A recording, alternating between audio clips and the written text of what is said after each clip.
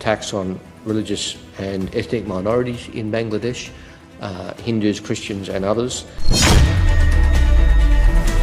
रूस और ऑस्ट्रेलिया से बांग्लादेश के लिए बहुत ही बुरी खबर आई है। बांग्लादेश के खिलाफ रूस और ऑस्ट्रेलिया ने एक बहुत बड़ा एक्शन लिया है। ये एक्शन ऐसे समय पर लिया गया है जब बांग्लादेश की अर्थव्यवस्था तेजी से नीचे गिर रही है। रूस ने तो कंगाल हो रहे बांग्लादेश के हाथ काट दिए, तो वहीं ऑस्ट्रेलिया ने बांग्लादेश की टांगे तोड़ दी हैं। पूरा मामला क्या है वो आपको वीडियो में बताते हैं। शुरुआत रूस और एक छोटे से उदाहरण से करते हैं।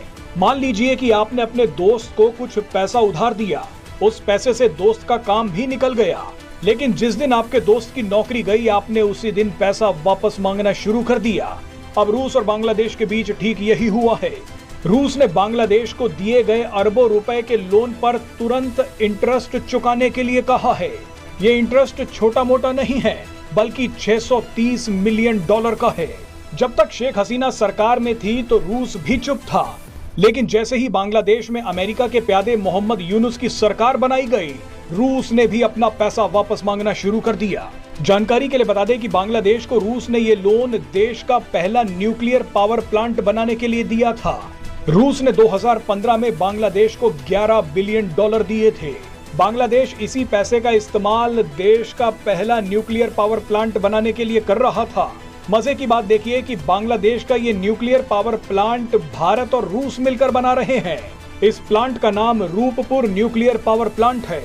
शेख हसीना के तख्ता पलट से कुछ समय पहले ही रूस ने इस पावर प्लांट के लिए यूरेनियम की पहली खेप भी भेज दी थी, लेकिन अब तो बांग्लादेश में मोहम्मद यूनुस हैं। इसीलिए रूस ने मोहम्मद यूनुस सरकार से कहा है कि जो लोन लिया था उस पर इंटरेस्ट 15 सितंबर से पहले भर दीजिए।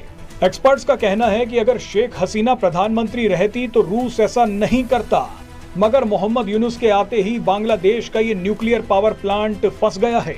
बहरहाल अब आते हैं ऑस्ट्रेलिया पर। जिस तरह से दंगाइयों की टांगे तोड़ी जाती हैं, ठीक वैसे ही ऑस्ट्रेलिया की संसद में बांग्लादेश की भी टांगे तोड़ी गई हैं। ऑस्ट्रेलिया के एक बड़े मंत्री क्रिस बोवेन ने बांग्लादेश में हिंदुओं और दूसरे अल्पसंख्यकों पर हो रहे अत्याचार को लेकर बांग्लादेश की धज्जियां उड़ा दी। क्रिस बोवेन ने संसद में खड़े होकर बताया कि बांग्लादेश में 725 घरों और दुकानों को नुकसान पहुंचाया गया, 724 घरों और दुकानों को लूट लिया गया, जबकि 58 घरों और दुकानों को आग लगा दी गई। इसके अलावा क्रिस बोवेन ने बताया कि 17 पूजा स्थलों को भी नुकसान पहुंचाया गया है, 21 पूजा स्थलों को तो लूट ही लिया गया है।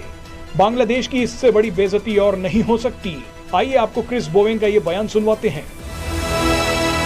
Tax on religious and ethnic minorities in Bangladesh, Hindus, Christians and others.